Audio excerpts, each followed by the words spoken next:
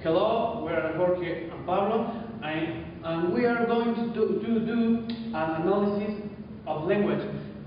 Our analysis takes place in Nigeria, where English is spoken. But also, in this country, they speak an pidgin called Nigerian Pidgin. In this video, we are going to talk about some important aspect that is the history of this pidgin. In this country also we have an official language, and we are going to talk about the population that speak the official language as the pidgin.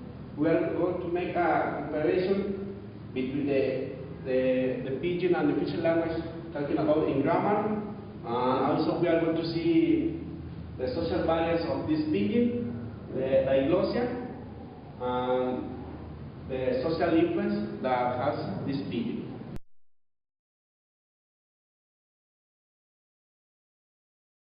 I am going to talk about the history of the Nigerian pidgin. This pidgin has had a lot of changes across the time because this pidgin contains a lot of influences of English, Portuguese, and French.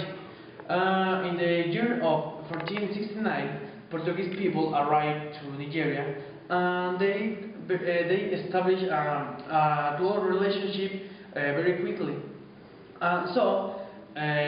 Portuguese people established church and schools where the Portuguese were taught, for that reason, the Portuguese-based pidgin or language was born. Several years later, French people arrived to this country, Nigeria, and they made some changes in the language. They add some new words or some new grammar rules, but French people doesn't have a lot of influence in the language. In the years of 1650, American people, no, English people arrived to Nigeria, and they established a close relation very quickly. They take the control of all the culture of Nigeria. That is why 50 years later, the original Portuguese-based pidgin changed in several ways, like pronunciation, like grammar, and like vocabulary. But the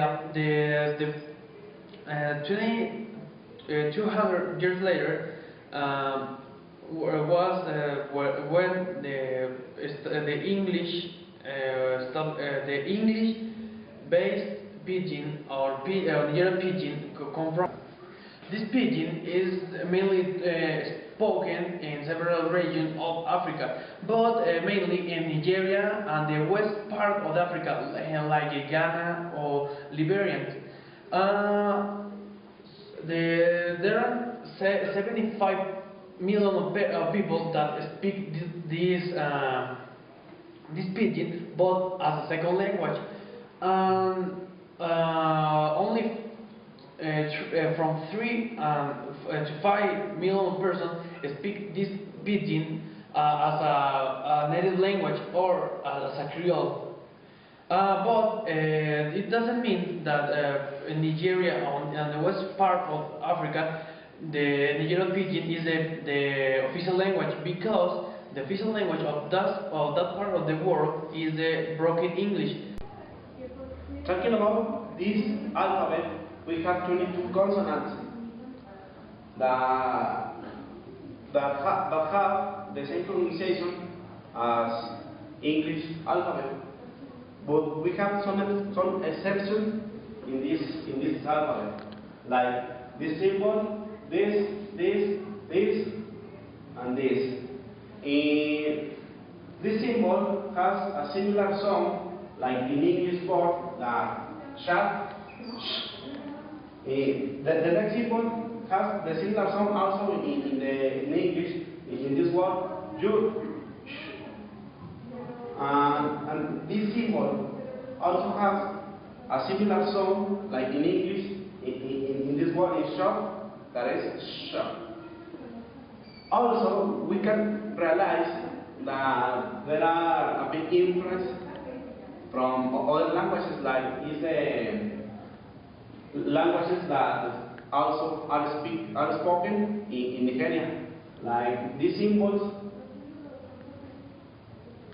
we have an example of this word, agbo, that is that means herbal medicals. And also another example, agbono, that become the Lapo language.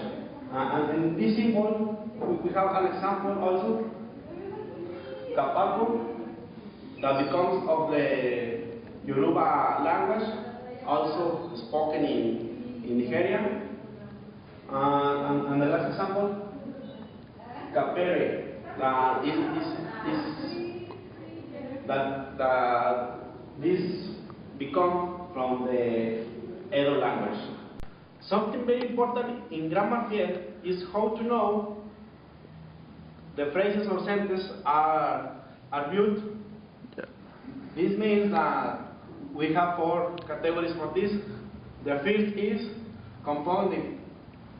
In this category, say that we take 2 words from different language and then we have to join to express something. Like in this example, Akaraboma, the first word is in Yoruba language and the second word becomes from the English language. Akaraboma means a woman who fries and sells beans cake. The next example that we have is occupy, that the first words become from French and the second word become from English language. And this phrase means who lays. And the last example that we have, Obasabi, that also we have the Oba becomes from the English language and Sabi from the Portuguese language. The next category that we have is reduplication. It says that in this pidgin, people take two words that are the same from one language. Like in these examples, boku boku, that become of French language, that means in a large number. The next example that we have, boy boy, that become from English language and means a male household servant. And then we have the last example that is sabi sabi, that become from Portuguese language, that means someone who thinks that he or she knows everything. Then, to make basic sentence, we have this word "the," that means is, are, or are, like that are used to express preposition of place. We have an example, me, the market. That means in English, I am at the market. Now we have another example, Mama de Lagos. That means in English, mother is in Lagos. The last category that we have is the negative constructions. We have no for the pidgin, that in English means not, don't, didn't, will not. Is to make sentences in negative form in all the tenses. We have an example, I not come. That means in English, I didn't not come.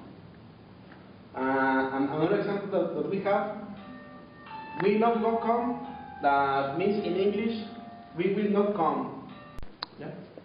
Well, talking about the social variants, in the past, poor people used to speak the pidgin pidgin, the Nigerian pidgin, and the rich people used to speak broken English.